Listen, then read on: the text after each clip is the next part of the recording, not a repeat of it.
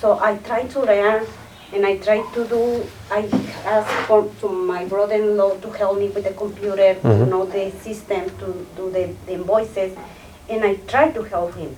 And now when I see him like getting bigger, it's like I have to do more. That's why I'm here. But I just to let you know, because I see the thing like when you are fighting with the wife or when girlfriends or whatever, I don't know. Just like, no, she doesn't know, and it's not gonna be like, I know.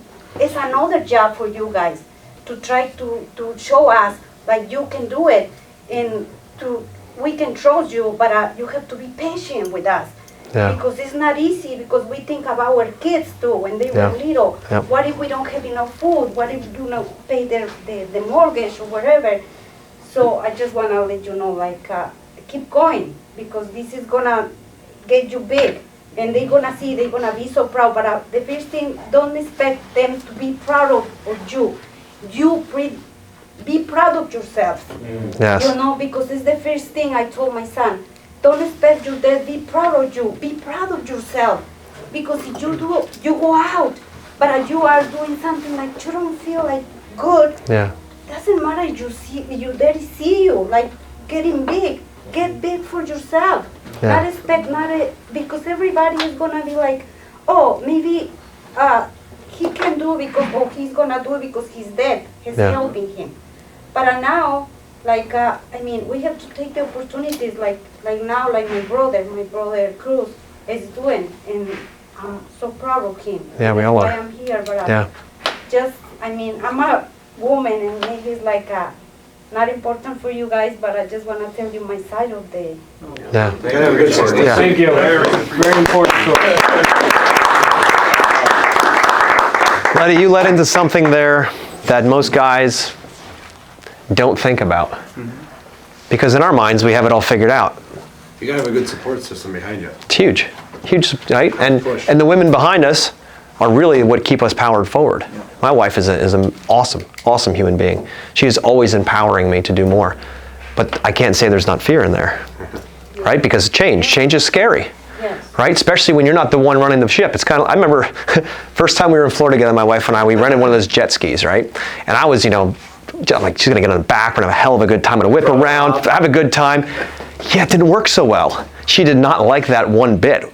To this day, we've never been on the same jet ski together because of that reason, because she's like, look, I like to be in a bit of control, right? And to have somebody that I don't know what's coming next scares the shit out of her.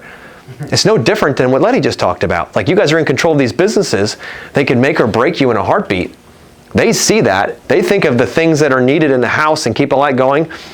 And you're just thinking, like, I can't fail. I'm gonna go out and do that. I'll just keep working. I'll just work myself to success.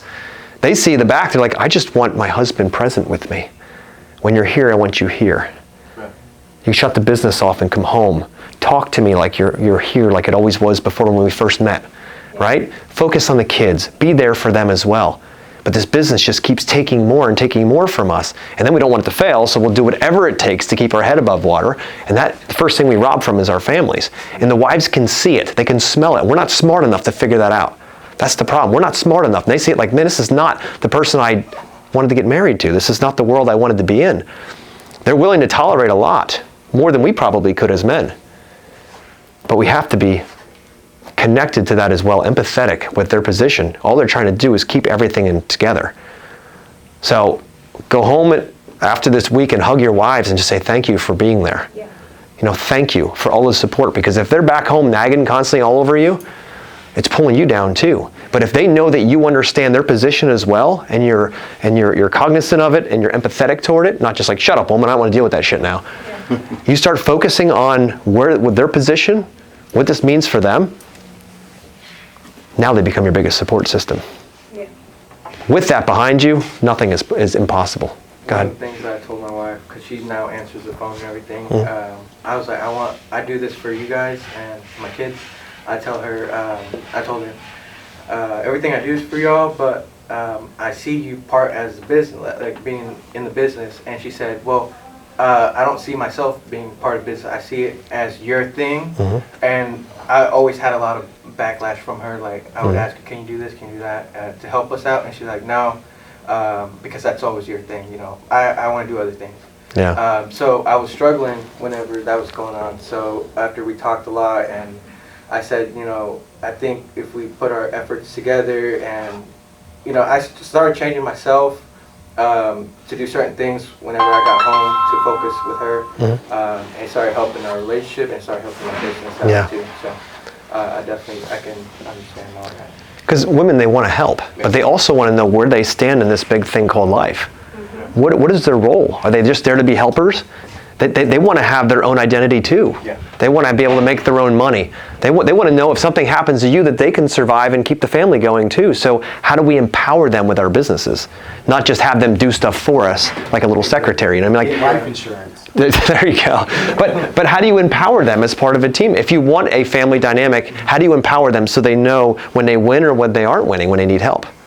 So they can be a very solid piece in this business, the growth of that business. Because when they're part of that growth, then they're going to be in that with you. Let me add to this, Shoot. Pastor, and I'll add to this. I wish I can tell this to what's our goal? Is 2 million contractors the next 5 years. Our goal, Joshua and I, goal is to touch 2 million contractors in the next 5 years. And I wish I can tell this to 2 million contractors.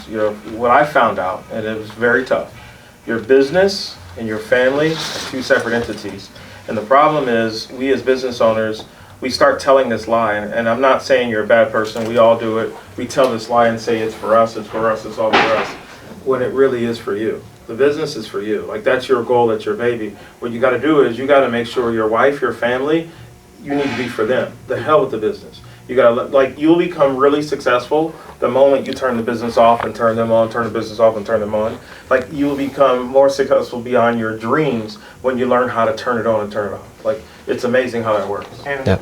you say that, and I've noticed that I started being more successful when I started doing that. Whenever Yeah. I would get home and turn it off, because I would stay up really late and get up, doing little things here and there. Yeah. Like, come home, or come to bed, or come watch a movie, or come watch TV, come have dinner, or something. And I was Yeah. like, no, I gotta finish this. I gotta get this.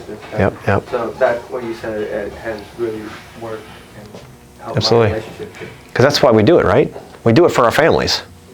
But eventually that business is like an animal. It just keeps taking more. And it'll take as much as you give it.